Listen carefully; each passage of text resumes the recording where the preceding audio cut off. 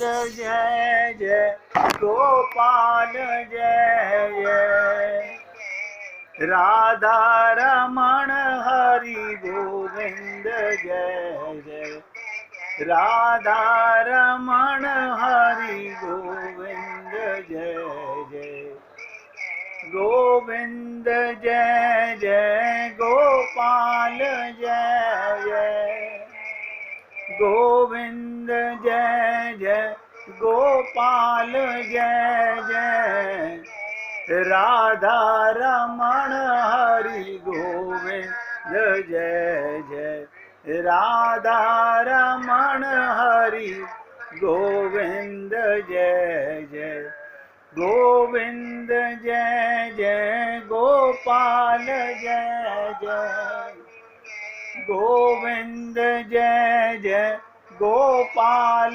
जय जय राधा रमण हरि गोविंद जय जय राधा रमण हरि गोविंद जय जय।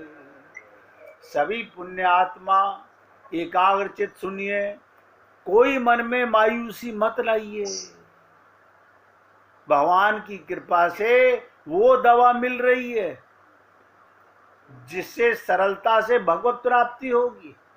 भगवान को पाना कठिन नहीं है, बल्कि मैं तो सच्ची बात बोलूं तो भगवान को पाना ही नहीं है। भगवान ही तो हैं जो मिले हुए हैं, बाकी सब माना हुआ है। देख लीजिएगा, सब माना हुआ है। ये देह हमारा माना हुआ है, ये मेरा शरीर है। आप शरीर नहीं है, सब बोलते हैं ये मेरा शरीर है, ये मेरा बेटा है। आप मेरा, मैं का, किसका? शरीर का बेटा है, आत्मा का बेटा नहीं है। परमात्मा को पाने के लिए कुछ नहीं करना, क्योंकि वही साथ आया था, वही साथ रह रहा है और वही साथ जाएगा। तो आप सोचेंगे फिर भगवत प्राप्ति से कैसे होगी? जिस दिन आप अंदर ही अंदर आपका दिव्य भाव जाग जाएगा, आत्म भाव जाग जाएगा, तो आपको भगवान की अनुभूति, ध्यान से सुनो, भगवान की अनुभूति होने लगेगी। जैसे अभी इंद्रियों से खट्टे की, मीठे की, कड़वे की, सुगंध की, अपने की, पराई की अनुभूति होने लगती है। अभी आप कमरे में बैठे हो, बाहर आपका कोई बच्चा है, उसकी आवाज़ सुनते आपको अनुभूति हो जाती है, हाँ मेरा बेटा आ गया है, मेरी बेटी आ गई है। देखो कैसी अनुभूति है, क्योंकि आपने अपने को शरीर माना हुआ है, तो अनुभूति भी यही होगी। फिर अनुभूति में अंतर क्या आ जाएगा? सब में परमात्मा का भान होने लगेगा, होने लगेगा। शरीर से व्यवहार होने लगेगा। ये मत समझिएगा मुझे ज्ञान हो गया तो सबको हो जाएगा, ना ना, इम्पॉसिबल। मैंने बहुत ग्रंथों का पढ़ने का प्रयत्न किया, अब तो छोड़ दिए। नारायण की कृपा हुई, संतों की कृपा हुई, अब छोड़ दिया मैंने। पहले मैं बहुत ग्रंथ पढ़ता था, इसी नतीजे पर पहुंचा कि पोथी पढ़ पढ़ जग मुआ, बयान पंडित कोई, ढाई आखर प्रेम का, पढ़े सुपंडित होई। प्रेम क्या है? रस। भक्ति क्या है? प्रेम क्या है? रस क्या है? बताइए, तीनों एक चीज है। भगवान, भक्ति, प्रेम, रस एक चीज। फिर ये रास क्या है? रास क्या है? आत्मा और परमात्मा का एक हो जाना रास है। आत्मा का परमात्मा की अनुभूति करना, ये रसो वही सहा। यानी शरीर मुर्दा होने जा रहा है और आपको रस आ रहा है। लोग कहेंगे पता नहीं इनको कौन सा रस आ रहा है। पैसे का रस नहीं, ये मकान दुकान का रस नहीं, ये तो सब मिटने वाला है। परम रस, परम प्रेम, आनंद रस, और ऐसा आता है कि फिर आप को कोई करोड़ों रुपए दे, हीरे जवाहरात के हार दे, आपको अच्छे नहीं लगते।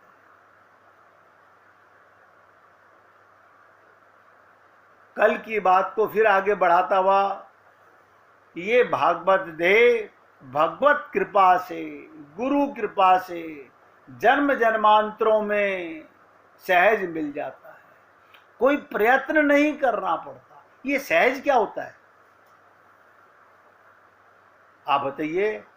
बिना किसी प्रयत्न के भाव दे मिल जाना।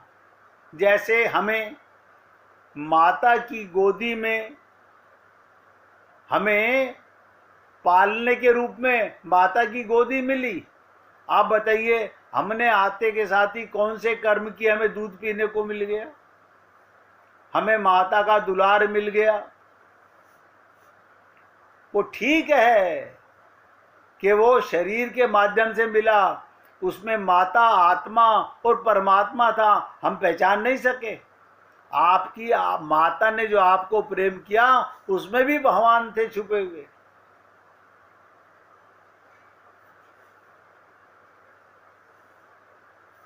उसमें भी भगवान छुपे हुए थे।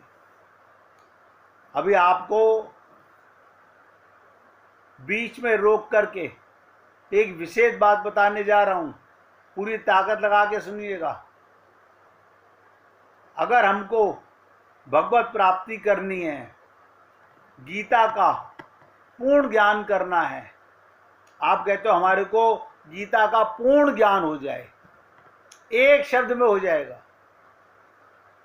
अगर किसी से कहा जाए कि गीता का एक शब्द में सार बताओ, 700 श्लोकों में भगवान अर्जुन को क्या बता रहे हैं? ध्यान से सुनो। अगर गीता को एक शब्द में रखना हो तो इतना ही कहा जा सकता है, कठपुतली हो जाओ।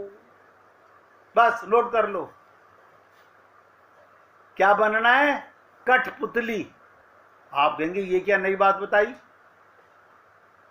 सिर्फ निमित्त मात्र हो जाओ। आपको लगता है मैं कमा के लाता हूं, मां को लगता है मैं खाना बनाती हूं,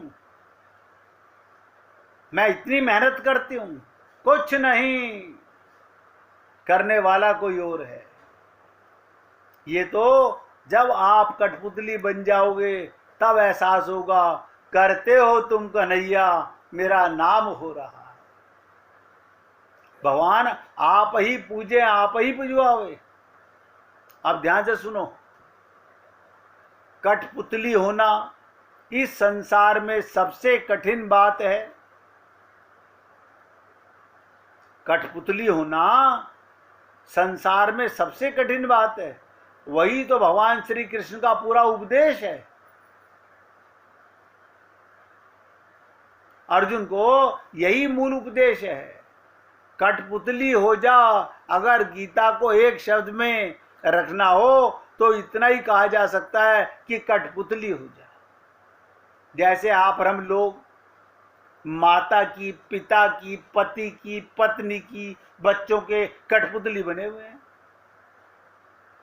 उनकी गलतियों को भी नजरअंदाज कर देते हैं।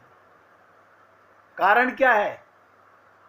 उनके इशारे पर नाचते हैं। अगर गीता को मैंने कहा ना एक शब्द में, कठपुतली हो जाना, तू सिर्फ निमित्त मात्र हो जा, यानी उपकरण मात्र हो जा। तुझे लगता है कि तेरे हाथ रोटी पकड़ के, ये चिमटा पकड़ के रोटी बना रहे हैं, तेरा भ्रम है, ये मूर्खता है तेरी। अगर तेरे अंदर भगवान ना होता तो तेरा हाथ चिमटा पकड़ नहीं सकता था। अहंकार है, देखो करने का अहंकार हो गया। उपकरण मात्र हो जाना, करने दो उसे जो कर रहा है। कौन कर रहा है? परमात्मा कर रहा है, उसे करने दो। खींचने दो उसे धागे, तू नाच। कठपुतली वाला क्या करता है, धागे खींचता है और वो कठपुतली नाचती है। तो ये परमात्मा के धागे हैं, ये परमात्मा के धागे हैं। आप और हम लोगों ने अपनापन कर लिया। उसकी मर्जी, जैसा नचाए। आंगन टेढ़ा हो तो ठीक, ठीक हो तो ठीक, ना ठीक हो तो ठीक, जैसी उसकी मर्जी। तुम बीच में बाधा मत डालो। समर्पण का इतना ही अर्थ होता है। देखिए, मैं आप लोगों से कई बार निवेदन करता हूं कि आप फोन को होल्ड करते हो, आपको नहीं समझ में आता कि कितनी शब्दों से आप, पहली बात तो हमारा मन सुनते सुनते न जाने कहाँ कहाँ जाता है, और जब हम किसी की बात सुनने लगते हैं फोन को होल्ड करके, तब तो न जाने कितनी देर के लिए मन कहाँ चला जाता है। निवेदन करना मेरा कार्य है, बाकी आपकी मर्जी। तो हम तो केवल भगवान की कठपुतली बनना है। अर्जुन क्या बना? अर्जुन युद्ध में जीत गया। ये किसका भ्रम है? भीम को भी लगा, अर्जुन को भी लगा, युधिष्ठिर को भी लगा, नकुल को भी लगा, सहदेव को भी लगा, और आपको और हमको भी लगता है हमने करोड़ों रुपए कमा लिए, हमने इतने मकान, इतनी दुकान, इतने कारखाने लगा लिए।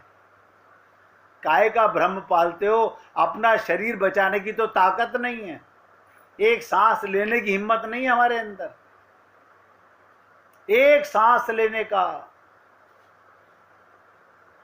और अहंकार कितना बड़ा करते हैं। तो जैसी भगवान की मर्जी, तुम बीच में बाधा मत डालो। समर्पण का अर्थ, शरणागति का अर्थ यही होता है। ये मैं क्यों बोल रहा हूं? यहीं से भाव देह की शुरुआत होगी। जब तक हम मन बुद्धि का समर्पण नहीं करेंगे, समर्पण नहीं करेंगे, भाव देह नहीं बन सकता। समर्पण का इतना ही अर्थ है, अब मैं अपनी मर्जी छोड़ता हूं, ऐसे हो जाओ जैसे नहीं, जैसे हो ही नहीं। जहां ले चलोगे वहीं मैं चलूंगा, जहां नाथ रख लोगे वहीं मैं रहूंगा। अरे सारा जीवन तो जा चुका, जितना बचा है इसी को समर्पित कर दो।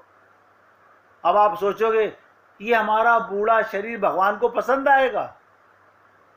आप किसी धोखे में हो। भगवान आपकी शरीर की सुंदरता नहीं देखते, भगवान आपका धन नहीं देखते, भगवान तो समर्पण देखते हैं। बस जहां ले जाओगे प्रभु, अपनी मर्जी अलग हटा लो, जैसे कोई नदी में बहता हो। वास्तविक धर्म का जन्म जब तुम मुर्दे की भांति हो जाते हो। देखिएगा, मैं कई बार सोचता था कि क्या कमाल की चीज है, हम पानी में तैरने जाते हैं तो डूब जाते हैं, और मर जाते हैं तो ऊपर आ जाते हैं। लगाइएगा बुद्धि। वो शरीर पानी में तैरने का प्रयत्न करता है तो डूबने का डर, और जहां समर्पण किया मुर्दा बन गए, अब पानी नहीं डुबो सकता, अब पानी नहीं डुबो सकता। तुम कह देते हो परमात्मा को, अब मैं अपनी तरफ से नहीं चलता, डुबाए तू तो हम डूबने को राजी, उबारे तू तो हम उबरने को राजी। लेकिन मेरे भाई सोचिएगा, क्या ये सच्ची बात है? क्या वाकई आप और हम लोग ऐसा कहते हैं या करते भी हैं? अपने आप से प्रश्न करके देख लीजिएगा। आप खाली कथनी से ऐसा कहते हो या करते भी ऐसा हो, जो हो रहा है उसमें कभी मन में ग्लानि पैदा ना हो, दुख पैदा ना हो, ये समर्पण है। आप और हम लोग तो 1 मिनट में लड़ने मरने को तैयार हो जाते हैं, 1 सेकंड में लड़ने मरने को तैयार हो जाते हैं। तो जब तक समर्पण नहीं, तब तक भगवत प्राप्ति का श्री गणेश नहीं, और तब तक भाव दे नहीं, तब तक क्या होगा? जो नौटंकी अब तक चल रही थी, हम जाप कर रहे हैं, हम पूजा कर रहे हैं, हम मंदिर जा रहे हैं, हम उपवास कर रहे हैं, हम तीर्थों में जा रहे हैं। अरे बाबा, शरीर को तीर्थों में ले जा रहे हो, भगवान अंदर बैठा हुआ है। आप बताइए, कोई संसार में ऐसा है? एक व्यक्ति एक दिन कह रहा, हम अपने ठाकुर जी को तो घर में छोड़ आए हैं, हम यहाँ आ गए तीर्थ में। ये मूर्ख मन समझ नहीं रहा। उसी ठाकुर को क्या कहते? प्रभु चलो मेरे साथ भाव में। आपके हृदय में तो असली ठाकुर बैठा हुआ है, उसको छोड़ के तो आप पखाने में नहीं जाते। ध्यान से सुनो इन बातों को। अपने प्रीतम परमात्मा को छोड़ के तो आप पखाने में नहीं जा सकते। आपको लगता है हम उस शब्द, किसी के शव को शमशान लेके गए, तुम लेके गए। देखो कितना बड़ा पागलपना है हमारा। तुम्हारे शरीर को केवल भगवान ने इस्तेमाल किया माध्यम बना करके, लेके परमात्मा जाता है। इसलिए हे पुण्य आत्माओं, फिर निवेदन करूंगा, समर्पण समर्पण समर्पण।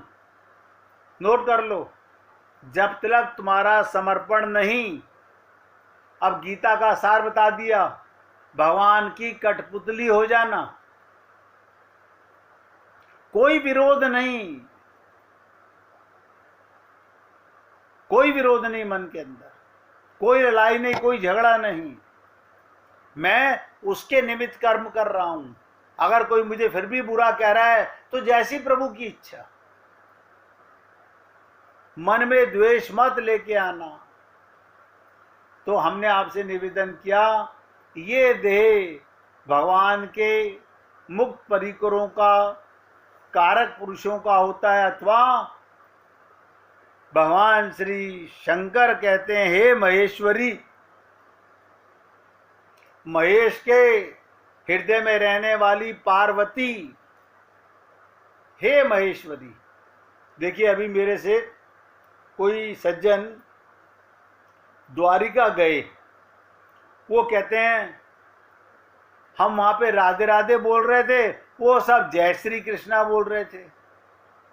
अब मैंने कहा इनको क्या बताऊं, मैंने बताया भी नहीं, आपको बता रहा हूं। वो भी राधे कृष्ण ही बोल रहे थे। जब उन्होंने कहा जय श्री कृष्ण, तो जय पहले किसकी की? श्री माने क्या होता है? राधा रानी पहले है, बाद में कृष्ण है। वो तो राधा कृष्ण कह रहे हैं। अब हमारी बुद्धि नहीं काम करती।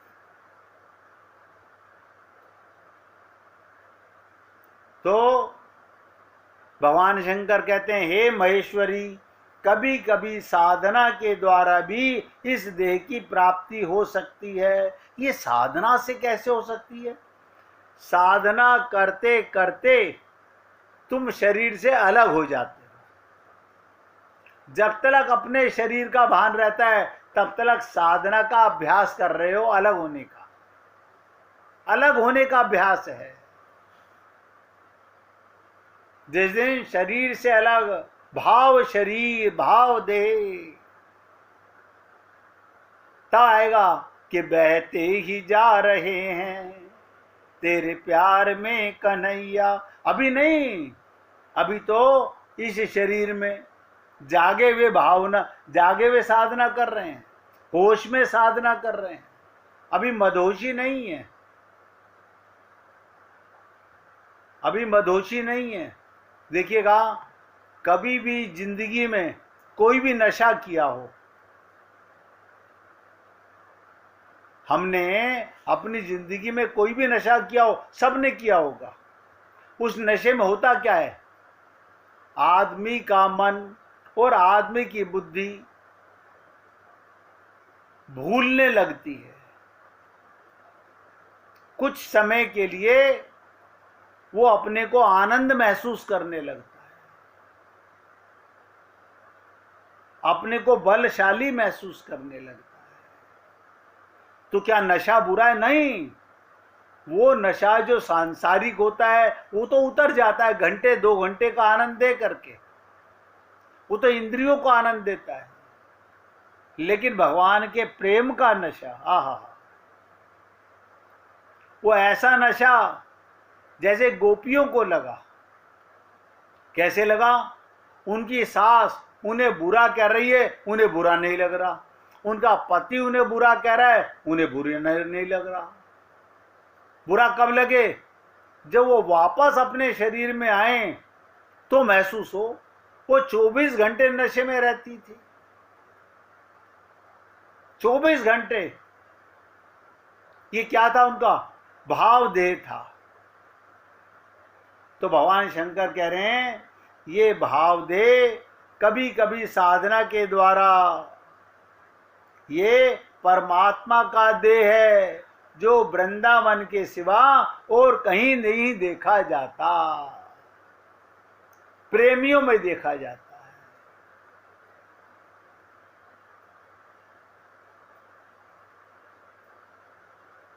केवल प्रेमियों में देखा जाता है। 1 मिनट भगवान का कीर्तन कीजिए, फिर आगे बढ़ेंगे। कृष्ण